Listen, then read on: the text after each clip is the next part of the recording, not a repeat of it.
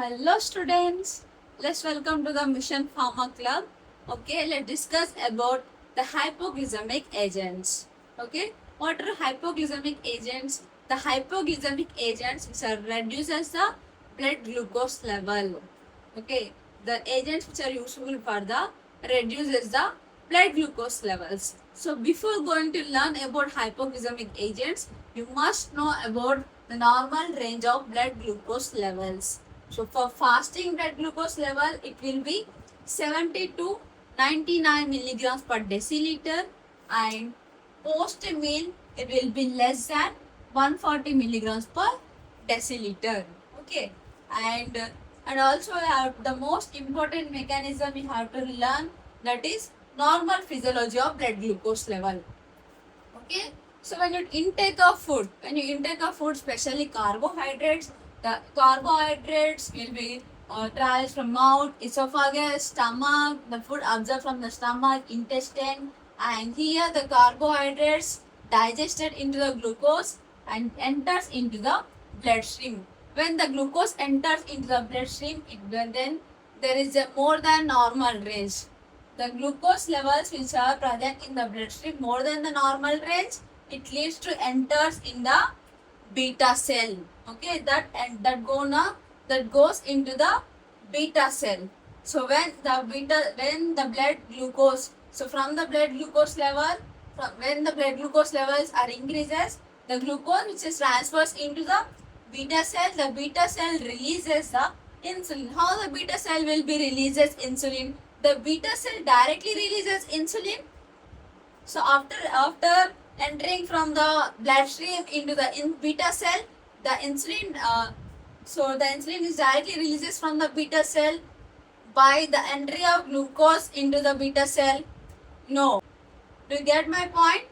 So what I'm asking, the blood glucose level. So when the blood glucose levels are increases than the normal range, okay, increases than the normal range, the glucose which is present in the bloodstream enters into the beta cell. Then it leads to the secretion of insulin. So the beta cell is directly gonna secrete into the insulin? No. There are some steps take place by the release of insulin from the beta cell. Okay, so how it will be releases insulin from the beta cell? So first, the glucose enters into the beta cell via glucose transporter. This transporter is very important. Okay, the glucose transporter which is present on the beta cell, Okay, so glucose enters into the beta cell via glucose transporter. When enters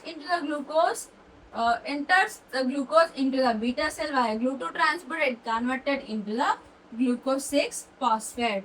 Then when it converts into the glucose 6 phosphate, and also generation of ATP. Okay, the ATP is generated by the mitochondria. When ATP is generated and the glucose is converted into glucose 6 phosphate. Okay, this ATP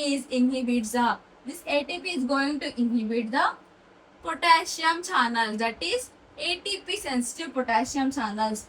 This channel is a ATP sensitive potassium channel. Okay, the ATP sensitive potassium channel is inhibited by the production of ATP of mitochondria.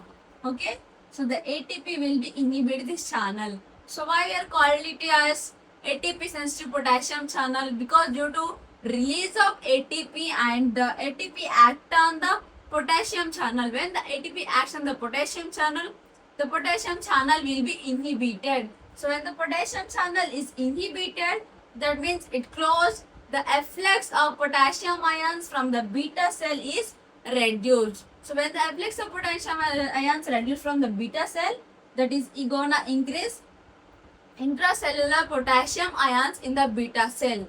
Okay, when the intracellular potassium ions are increased in the beta cell, okay, intracellular potassium ions are increased in the beta cell, the membranes get depolarization.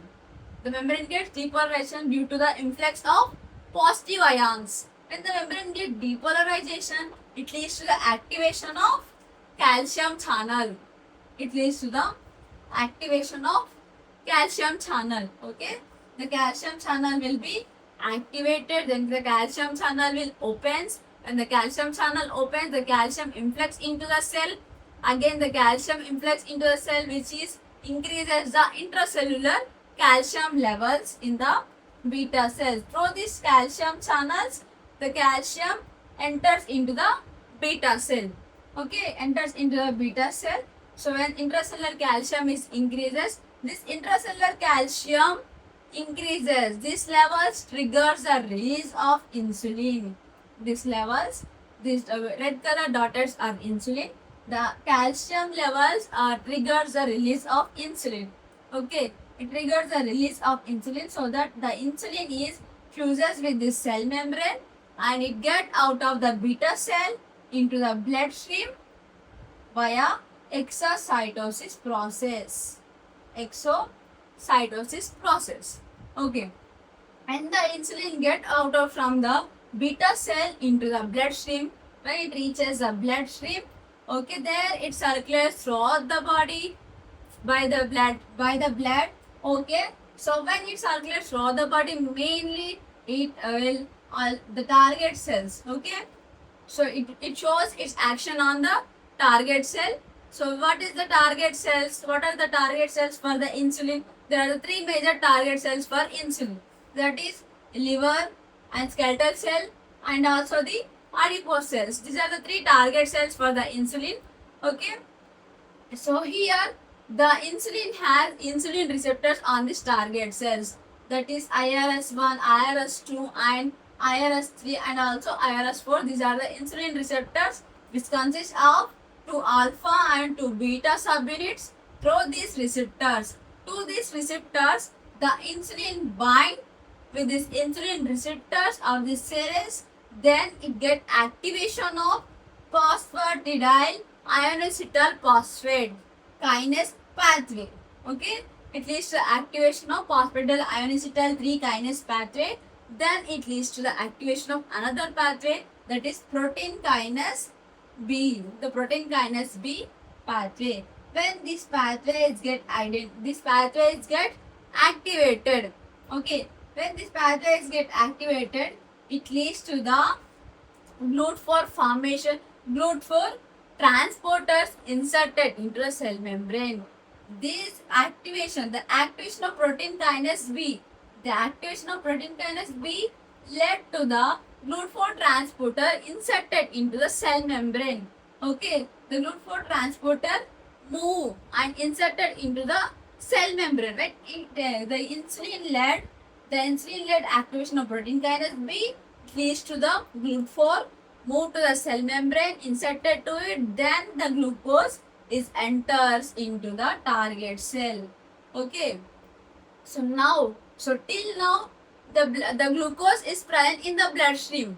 Okay, but now the glucose enters into the target cell when the GLUT4 transporter inserted into the cell membrane. Okay, remember here is the GLUT4 transporter which is present in the all the three target cells, but the GLUT2 transporter is present in the beta cell.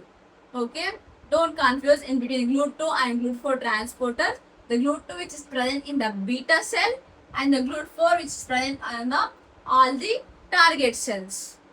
So when the glucose enters into the target cells from the bloodstream, so the glucose came from the blood. The glucose came from the bloodstream into the target cell. That means the glucose levels in the blood are suppressed. The glucose levels are in the blood suppressed. That is, the blood glucose levels are decreases. By this mechanism, the blood glucose levels are maintained. Okay, so this is a major common physiology of blood glucose. You must remember this pathway so that it is easy to learn the mechanism of action of hypoglycemic agents. Okay, so it is very important to learn this pathway. Once again, I'm gonna repeat this. The first, the hypoglycemic agents which reduces the blood glucose levels. Okay, what is the normal range of blood glucose levels for fasting? It will be 70 to 99 mg per deciliter. For post meal, it will be less than 140 mg per deciliter. And the normal physiology of blood glucose levels when we take the carbohydrates will travel from the mouth, esophagus, and stomach, and stomach, intestine, okay, and whatever the GIT process while digestion, okay, after digestion it converts it into the glucose which enters into the bloodstream, okay, when the glucose enters into the bloodstream. So when the glucose is more than normal range is present in the blood, okay, the glucose which present more than normal range in the bloodstream, which leads to the entering of beta cells, okay. When enters, how it enters into the beta cell? Via glucotransporters. So through the glucotransporters, the glucose enters into the beta cell, okay. So when the glucose enters into a beta cell via glucotransporter, it gets converted into glucose 6 phosphate. The glucose 6 phosphate also generates an ATP, okay. The ATP which inhibits the ATP sensitive potassium channels are inhibited by the ATP. When the ATP produces, the potassium channels are inhibited. When the potassium channels are inhibited, the potassium channel will be closed, right? So when the potassium channel will be closed, efflux of potassium ions from the beta cell will be reduced. Efflux of potassium ions from the beta cell is reduced. When the ions efflux and reduces, that leads to the intracellular potassium levels will be enhanced. The intracellular potassium levels will be enhanced in the beta cell, okay. That leads to the activation of calcium ion channels. That leads to the activation of the calcium ion channels. The calcium ion channels will be opened, stimulate, and it will be opened. When the calcium channels will be opened, when the calcium channels are opened, the calcium influx into the beta cell. What is influx? Okay, the calcium is entering into the beta cell by the calcium channels, by this channel. Okay, by the calcium channels, the calcium enters into the beta cell. When the calcium enters into the beta cells, it triggers the stimulation of insulin secretion out of the beta cell into the bloodstream, okay. It triggers the stimulation and release of insulin from the beta cell. So how it will be releases? It will be fused. The insulin is fused with the cell membrane, and by the exocytosis process, the insulin get out from the beta cell into the bloodstream. When the insulin get out from the beta cell into the bloodstream, the insulin which is enters into the bloodstream, the insulin present in the bloodstream which travels throughout the body and reaches the target cells. What are the target cells? The liver cells, skeletal cell, and adipose cells. These are the three major target cells, right? These target cells, the insulin binds. So on these target cells, there are insulin receptors. The insulin receptor has two alpha subunits and two beta subunits. Okay, two alpha and two beta subunits.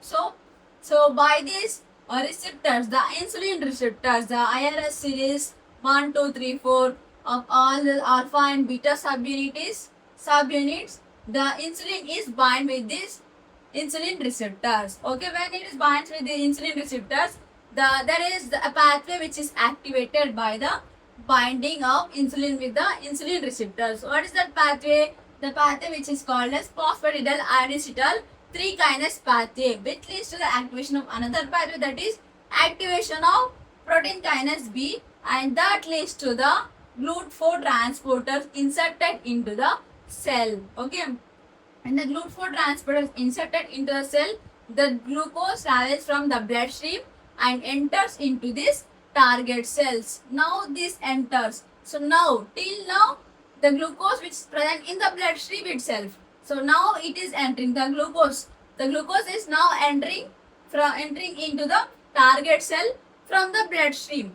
So when the glucose enters into the target cell from the bloodstream, obviously the glucose levels in the blood will be decreases. Okay, the glucose levels in the blood will be decreases, so that the blood glucose level homeostasis will be maintained by this mechanism.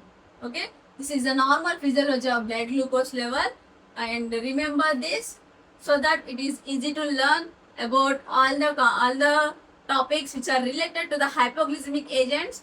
Okay, until that, stay tuned with me. Thank you.